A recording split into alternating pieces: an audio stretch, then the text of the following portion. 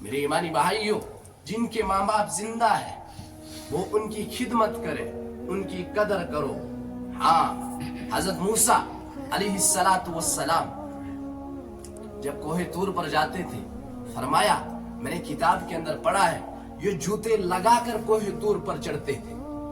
ہاں، اور فرمایا جب ان کی ماں کا انتقال ہو گیا، جب انتقال ہو گیا ماں کا، پہلا دن تھا کوہ طور پر جانے کا، جوتے لگا کر جا رہے تھے، اللہ رب العزت نے کیا کہا؟ موسیٰ اب سنبھل کے آیا کر، تیرے لیے دعا کرنے والی اٹھ گئی۔ ہائے ہائے، یہ ماں باپ ہے، یہ ماں ہے۔ میرے نوجوان ساتھیوں، ماں باپ کی بے عزتی مت کرو، تمہاری دنیا اجڑ جائے گی۔ اگر سکون نہیں ملے گا، پیسوں سے بستر خریدا جا سکتا ہے، ہاں بڑے بڑے گدے خرید سکتے ہو، لیکن نیند پیسوں سے کبھی نہیں خرید سکتے۔ ہاں، پیسوں سے آپ دنیا کا خوبصورت ترین نظارہ خرید سکتے ہو، لیکن پیسوں سے کبھی سکون نہیں خریدا جا سکتا۔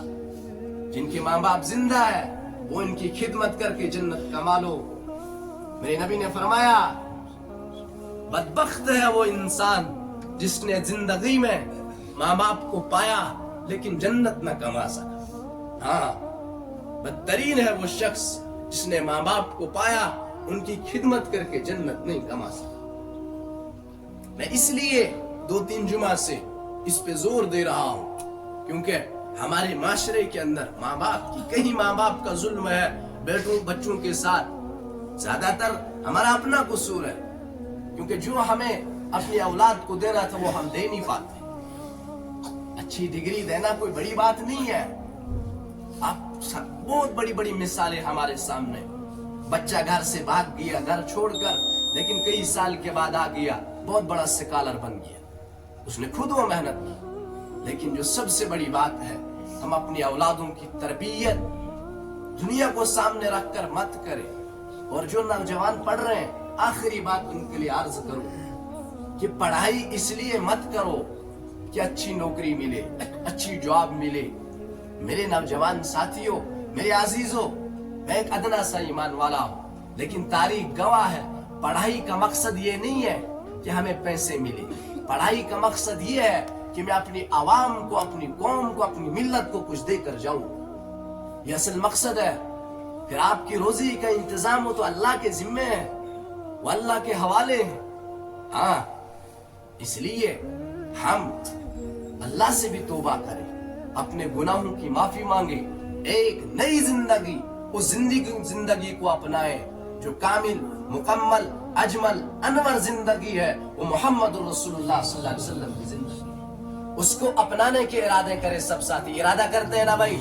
سب ساتھی ارادہ کرتے ہیں نا بھائی؟ آخر میں ایک بات کہہ دوں، دیکھیے ہمیں کوئی اپنا مسئلہ ہوتا ہے نا، ہم باہر زور زور سے چلاتے ہیں، کوئی بات ساتھی برا نہیں مان، میں کسی کی تذلیل نہیں کرتا، میں بالکل بھی کسی کا دل نہیں توڑتا، اللہ معاف کرنے والا، آپ بھی معاف کرنا۔ ہم زور سے باہر نکلتے، اچھے خاصی آواز دے کر کہتے ہیں کہ ہماری مانگ پوری کرو، لیکن یہ کوئی وعدہ نہیں ہے۔ میں توبہ اس لیے کرواتا ہوں کہ تیسری مرتبہ اندر سے نکلے، تاکہ یہاں سے ہر کوئی گناہ دھلوا کے نکل جائے، یہ میرا مقصد ہوتا ہے۔ باقی مجھے کسی سے نہیں، میں یہاں جمعہ پڑھاتا تھا ایک جگہ، تو وہاں ایک نوجوان آیا، اس نے مجھے کہا کہ میں نے 7 جمعہ آپ کے پیچھے پڑھے، میں نام نہیں لوں گا کیونکہ ماشاءاللہ آج وہ اللہ کا فضل ہے، بڑا دیندار ہے، اللہ سب کو ہدایت دے۔ اس نے کہا کہ میں جب سوتا تھا رات کو، 4 سال سے میں جب بھی سوتا تھا، جب تک نہ میں نشہ کرتا تھا تب تک میں سوتا نہیں تھا، لیکن آج 7 جمعہ میں نے آپ کے پیچھے پڑھے، آج 9واں دن ہو گیا، میں نے آج 9 دن ہو گئے میں نے کوئی نشہ نہیں کیا ہے۔ ہاں، وہ کہہ رہا، پھر اس کے باپ نے مجھے ایک ہدیہ دیا، وہ بھی بتاؤں گا۔ پھر وہ لڑکا میرے پاس آیا، میں نے چند باتیں اس کو، میں نے کوئی دین کی بات نہیں کی سے، واللہ کر کے کہہ رہا ہوں، میں نے کوئی دین کی بات نہیں کی اس لڑکے سے، یونیورسٹی کا لڑکا تھا، جوان مدہوش۔ ہاں، تو چند دن کے بعد اس کے والد صاحب میرے پاس آئے، کہتا ارسلان اس وقت عمرے پہ چلا گیا ہے۔ وہ کہنے لگا کہ مجھے عمرے پہ جانا ہے، اور وہاں سے اس نے مجھے فون کیا، کہنے لگا مولوی صاحب اللہ نے آپ کی چند باتوں کی وجہ سے میری زندگی بدل کے رکھ دی ہے. ہاں آپ میرے محسن ہو. میں رونے لگا. میں نے اللہ سے میں کہ میرے مولا میرا کچھ نہیں ہے, یہ سب تیرا ہے.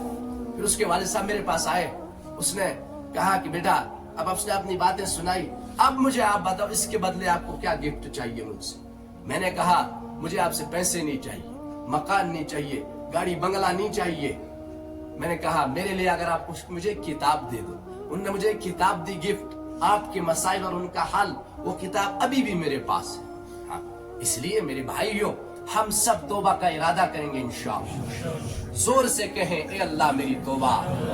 ہاتھ اٹھا کر زور سے دل سے کہیں اے اللہ میری توبہ, اے اللہ میری توبہ. اللہ ہم سب کی توبہ قبول فرمائے. اللہ مرحومین کی مغفرت فرمائے. اللہ بیماروں کو شفا عطا فرمائے. بس سنتیں ادا کریں.